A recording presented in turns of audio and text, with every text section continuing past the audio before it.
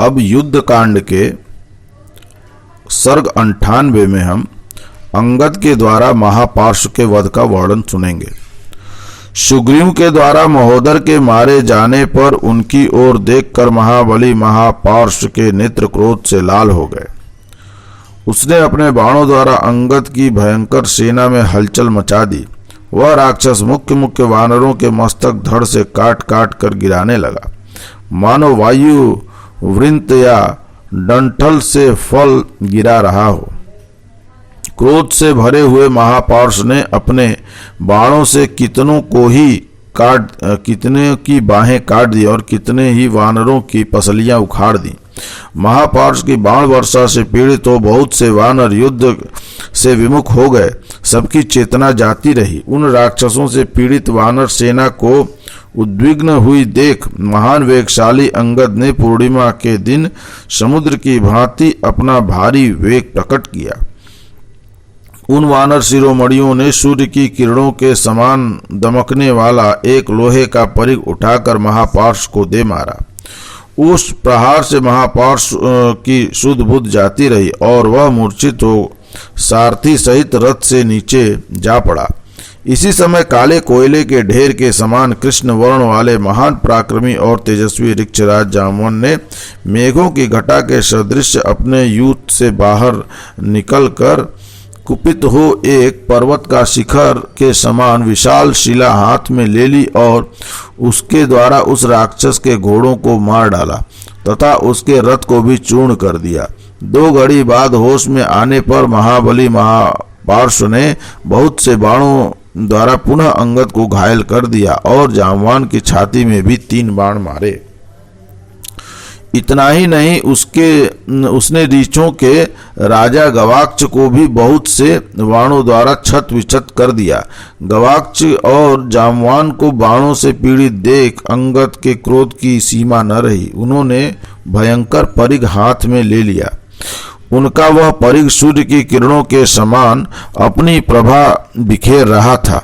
बालीपुत्र अंगद के नेत्र क्रोध से लाल हो उठे। उन्होंने उस लोहमय परिघ को दोनों हाथों से पकड़कर घुमाया और दूर खड़े हुए महापार्श्व के वध के लिए वेग पूर्वक चला दिया।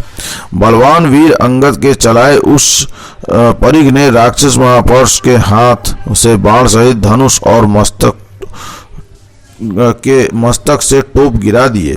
फिर प्रतापी वालीपुत्र अंगद बड़े वेग से उसके पास जा पहुंचे और कुपित होकर उन्होंने उसके कुंडल युक्त कान के पास गाल में एक थप्पड़ मारा। तब महान वेगशाली महातेजस्वी महापार्श्व ने कुपित होकर एक हाथ से बहुत बड़ा फरसा ले लिया।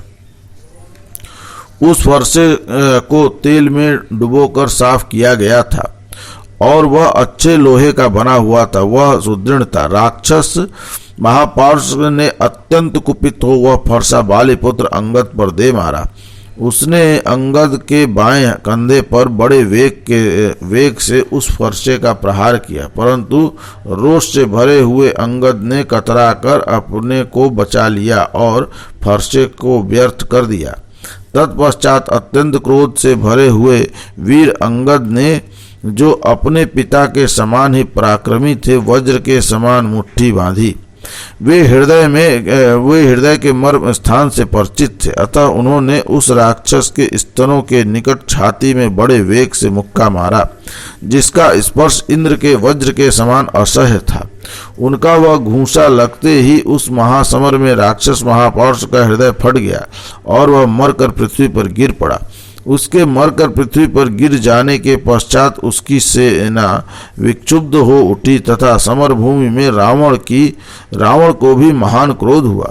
उस समय हर्ष से भरे हुए वानरों का महान सिंहनाद होने लगा।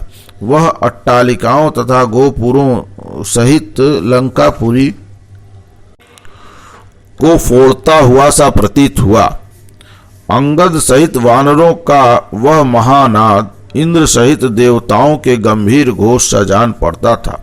युद्ध स्थल में देवताओं और वानरों की वह बड़ी भारी गर्जना सुनकर इंद्रद्रोही राक्षस राज रावण पुनः रोष पूर्वक युद्ध के लिए उत्सुक हो वहां खड़ा हो गया।